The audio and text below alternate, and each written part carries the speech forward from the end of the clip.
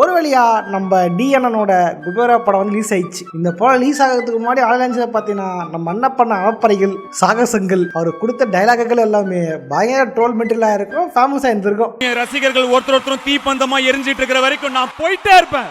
இவர் பில்டப் கொடுத்த அளவுக்கு இந்த படம் இருக்கா அப்படின்றத இதெல்லாம் தெளிவாக பார்க்க போகிறோம். முதல்ல இந்த படத்தை பாசிட்டிவ் பார்த்தீங்க அப்படின்னா இந்த படத்தோட கதை வந்து உண்மையிலே பயங்கரமான பாசிட்டிவ். உண்மையிலே சொல்லணேன் ஃபர்ஸ்ட் ஹாஃப்லாம் வேற லெவல். ரொம்ப நாள் கழிச்சு ஒரு நல்ல படம் தேட்டருக்கு வந்திருக்கோம்ல அப்படின்ட்டு என் ஒய்ஃப் கிட்ட சொல்கிற அளவுக்கு வந்து ஃபர்ஸ்ட் ஹாஃப் சூப்பராக இருந்துச்சு. கதைன்னு பார்த்தீங்க அப்படின்னா கதை ஆல்ரெடி இப்போ ரிவ்யூ சேனல் சொல்லியிருப்பாங்க. என்னன்னாலும் ஒரு இது மாதிரி சொல்கிறேன்னு வச்சிங்களேன். விலைமறை காய்வாக ஒரு கார்பரேட் வில்லன் ஒருத்தன் அரசியல்வாதிகளுக்கு வந்து பணம் அனுப்பணும். கருப்பு பாதி வெள்ளை பாதி. கருப்பு கூட கொடுத்துடலாம், வெள்ளையை கொடுக்கதான் கஷ்டமா இருக்குதா பொழுது. அதனால சம்பந்தமே இல்லாத பிச்சைக்காரனை கூப்பிட்டு வந்து அவங்க மூலியமா வந்து காசு கொடுக்குற. அப்படி பாஸ் சில்லறையாவா நோட்டாவா யோ வேற கணக்கையாது. அதுல ஒரு ஆள் தான் நம்ம டிஎன். அதுல என்ன பிரச்சனை வருது, ஏது பிரச்சனை வருது, கொடுத்தாங்களா இல்லையான்றதான் இந்த கதை. இது ஒன்லாம் பார்க்கும்போது கதை சூப்பரா இருந்துச்சு, எல்லாம் பயங்கரமா இருந்துச்சு. அப்புறம் வழக்கம் போல பிளஸ் பாயிண்ட் பார்த்தா டிஎன் ஆக்டிங் நல்லா இருந்துச்சு, சூப்பரா இருந்துச்சு. தலைவர் உண்மையிலே வந்து மாசிற மாதிரி டான்ஸு ஃபைட்டு பஞ்சுலாம் எதுவுமே இல்லாம ரொம்ப செட்டிலா சொல்றது ஒரு சின்ன ஆக்டர் நடிச்சா எப்படி இருக்குமோ அந்த மாதிரி வந்து நடிச்சுட்டு இருப்பாரு. அதாவது மாஸ் இல்லாம எதுவுமே இல்லாம கதையின் நாயகனா கதைக்கு என்ன தேவையோ அது மட்டும் வச்சு நடிச்சுட்டு இருப்பாரு. இது ஒரு நல்ல முயற்சி, பாராட்டுகிறேன். இதை தாண்டி படத்துல என்னன்னு பாத்தீங்க அப்படின்னா நான் சொல்ல தெரியுமா மாத்த போது பிரச்சனை வருதுன்னு சொல்ல தெரியுமா. இந்த பிரச்சனையில டிஎன்ஏ ஓடனோட சரி படத்தோட கதையை எங்கேயோ ஓடிது. உண்மையிலே கதை நல்லா யோசிச்சவருக்கு ஒரு ஸ்கிரீன் பிளேயும் எண்டிங்கும் ஒழுங்கு எடுக்கவே தெரியலன்ற மாதிரி தான் இருக்குது. உண்மையிலே மேக்கிங் பக்கா, ஒத்து மியூசிக் பக்கா, பட் படத்துல ஸ்கிரீன் பிளே ஒன்று இருக்கு இல்லையா.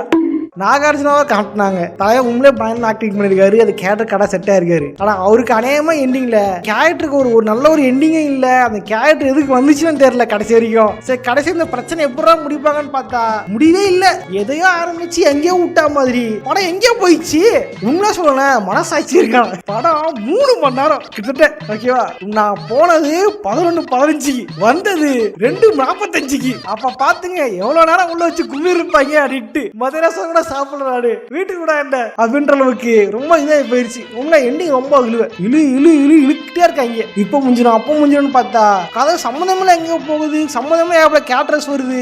சும்மா பால காலி ஆயிடுறாங்க. இவன் செத்து போயிடறான், அவன் செத்து போயிடறான், ஒரே அளவில் செத்து போறவங்க பாட்டு போறானுங்க. படத்துல ஹீரோ ஹோப்பா இருப்பாரு, ஆனா அந்த படம் பார்த்தா நம்ம இருக்கிற ஹோப்பெல்லாம் போயிரும் போல. ஏடா ஒரே அளவுக்கு செய்தியா இருக்கிறீங்க படம் இது அப்படின்ட்டு பார்க்கும்போது நமக்கே ஒரு கடுப்பாயிருது. உண்மையிலே வந்து இந்தியாவில் ஏழ்மை இருக்கு, ஏழ்மையான பல மனிதர்கள் வாழ்றாங்க. ஏழ்மையை பத்தி சொல்லியிருக்காங்க, எல்லாம் கரெக்ட் தான். பட் அதை மட்டுமே சொல்றேன்ற பேர்ல மெயின் கதையை தூக்கி எங்கேயோ குப்பையில போட்டு குப்பை தொட்டியை காமிக்கிறாங்க, குப்பை கொட்டுற இடத்த காட்டுறாங்க, குப்பை தொட்டில உட்காந்து வில்லனுக்கு இரவு சண்டை போடுறாங்க. இதுல ஃபாதராலும் பரவாயில்ல சொல்லுங்க, அவ்வளோ பெரிய பணக்காரன் ஒருத்தன் எல்லாத்தையும் விட்டு பிச்சை எடுப்பானா கேளதான் இல்ல. அவனுக்கு பாத்ரூம் போனா கூட இவ்வளவு ஆள் செட்டப் பண்ணி வச்சிருவேன். நடமாடும் பாத்ரூம் வச்சு போயிருக்க மாட்டானா கட்டதல. அவையே ஒரு லோக்கல் இதுல போய் கடித உட்காந்து இது பண்ணோம். சரி அதுக்கு அனுபவிச்சதுக்கு அப்புறமா திருந்திட்டு இல்லைங்க தம்பி சரி பண்றப்ப எல்லாம் மாத்திரப்பா கூட சொல்லிதான் கூட பரவாயில்ல. கதை எங்கேயோ போயிடுச்சு. அது சொன்னா ஸ்பாராடும். படம் ஆரம்பிச்சு எங்கேயோ போயிடுச்சு, சம கடுப்பாயிடுச்சு எனக்கு. இதோ ஆசிம் காக்கா வேற நடுவில் வந்து கிரிஞ்ச் அடிக்கிறேன்ற பேர்ல என்னமோ பண்ணிட்டு இருந்தாங்க. ஹீரோ பிச்சைக்காரன் தெரிஞ்சுக்கிட்டு போன்னு சொன்னவனுங்க பச்சைக்காரன் தெரிஞ்சதுக்கு அப்புறம் ஹீரோ விட்டு போகாம கூட இருக்காங்க. Because money is always ultimate. படத்துல பாத்தீங்க அப்படின்னா நிறைய விஷயங்கள் வந்து லீட் இருக்கு. 10,000 கோடியை வைத்து என்னென்ன பண்ணான்னு ஹீரோ சொல்றாரு. அந்த 10,000 கோடி வந்து ஒருத்தர் தான் தெரியும்னு ஒருத்தர் காட்டுறாங்க. அப்புறம் ஹீரோ தங்கச்சி மாதிரி ஒரு கேரக்டர் நினைச்சிட்டு இருக்காரு. அந்த கேரக்டர் சாகலன்னு காமிச்சு அதெல்லாம் உள்ள கடுப்பு. இவங்களே சாகல காட்டுவாங்களாமா, இவங்களே கொண்டு போய் கொண்டுருவாங்களாமா. அப்ப இந்த கேரக்டர் கொண்டு வரணும், எதுக்கு கேரக்டர் கொல்லணும் கடவுளே. எதனா மன்னிச்சிடும்டா. கிளைமேக்ஸ்ல வில்லன் கூட டயலாக் விட்டீங்க தெரியுமா, அதை மட்டும் என்னடா இது அப்படின்ற மாதிரி ஆயிடுச்சு. வில்லன் வந்து பல குழந்தைகளை சென்று வைப்பார். இப்போ விழுந்து ஹீரோ கையில் ஒரு பச்சை குழந்தை வைத்துக் கொண்டு இந்த பச்சை குழந்தைக்கு தாய்ப்பாலம் கொடுக்க முடியுமா அப்படின்ட்டு ஒரு கேள்வி கேட்டிருப்பா. அப்படி என்னடா டயலாக் இது, எவன் எழுதி கொடுத்தானே அது இப்படி பேசிட்டு போறான் எழுதி வச்சுக்கோங்க. இதெல்லாம் கண்டிப்பா மீம் டுனேட்ல போட்டு கலாய்ப்பானுங்க. ஒட்டுமொத்த விமர்சனத்துல பிளஸ்ன்னு பாத்தீங்க அப்படின்னா ரொம்ப ஆக்ட்ரஸ் ஆக்டிங் பக்காவா இருக்குது, மியூசிக் நல்லா இருக்குது, மேக்கிங் சூப்பரா இருக்குது, பை பட்ஜெட் படம் நல்லா இருக்கும். மற்றபடி படத்துல ஸ்கிரீன் பிளே பாத்தீங்க அப்படின்னா வடு மோசமாக உள்ளது. First half super. ஃபர்ஸ்ட் ஹாஃபோட செகண்ட் ஹாஃப்ல இருந்து செகண்ட் ஹாஃப் வரைக்குமே வந்து சிம்பிளா சொல்ல வேண்டிய சீனை இழுத்து மும்பையை சுத்தி காமிச்சு படத்தை தேவையெல்லாம் 1 வருஷம் இழுத்துருக்காங்க. அதை கட் ஷாட் பண்ணாலே படம் நல்லா இருந்திருக்கும். உண்மையிலே 3 மணி நேரம் படத்தை ஒருத்தர் உட்காந்து பார்க்க முடியுமா? அதுக்குள்ள 3 மணி நேரத்துல கண்டென்ட்டாவது இருக்குதா? அதுவும் இல்லை. ஒண்ணுமே இல்ல. எனக்கு தெரிஞ்சு படம் செத்துருப்பாங்க போல.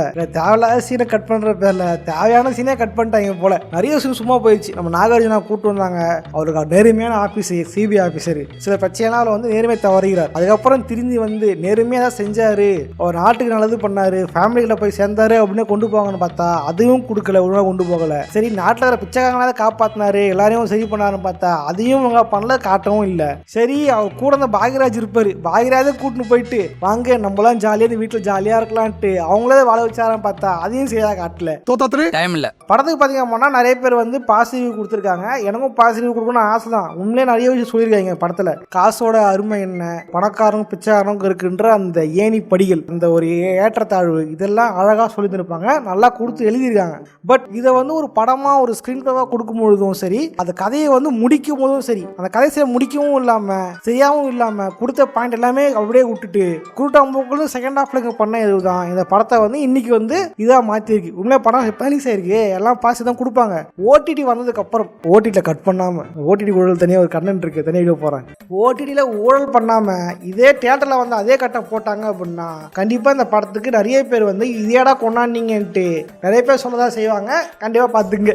தனுஷ் பார்த்தீங்கன்னா படத்துக்கு பயங்கரமாக பேசியிருந்துருப்போம் ஆலியா நினச்சிடலாம். சரி, அதுக்கு படத்துக்கு பெருசாக ஒரு வரவு இருக்குமா பார்த்தா படம் ரிலீஸ் ஆக போகிறேன் நேற்று நைட்டு தான் எனக்கு தெரியும். அதுவும் ஒரு ட்விட்டரில் போட்ட நியூவை பார்த்து சரி நமக்கு தான் தெரியல போல, ஊரில் எல்லாம் தெரியும். போய் பார்த்தா டிக்கெட் கவுண்டரே ஆளுங்க பெருசாக இல்லை, பால்கனி சீட்டே காலியாக கிடக்குது. அது ஃபர்ஸ்ட் ஷோல. இது நல்ல விஷயம் என்னென்றால் கூட்டம் இல்லாததால் ஸ்நாக்ஸான கியூ இல்லாமல் ஜாலியாகவே வாங்கிட்டு வந்தோம். அது சிக்கன் ஃபார் சூப்பருங்க. உண்மையிலேயே படத்தில் நிறைய சீன்ஸை கட் பண்ணி தாங்க அப்படின்னா பல இருந்திருக்கும். ஓகே, என்ன சொல்ல ரெண்டாவது வீடியோ பார்த்தீங்க அப்படின்னா இந்த படம் வந்து குடும்பங்கள் கொண்டாடும் வெற்றி மாதிரி வீட்டில் இருக்கிறவங்க பெரியவங்க லேடிஸ் அவங்களாம் பிடிக்கும்னு நினைக்கிறேன். டிவியில் போட்டால் கண்டிப்பாக உட்காந்து பாருங்க, என்ஜாய் பண்ணுங்க.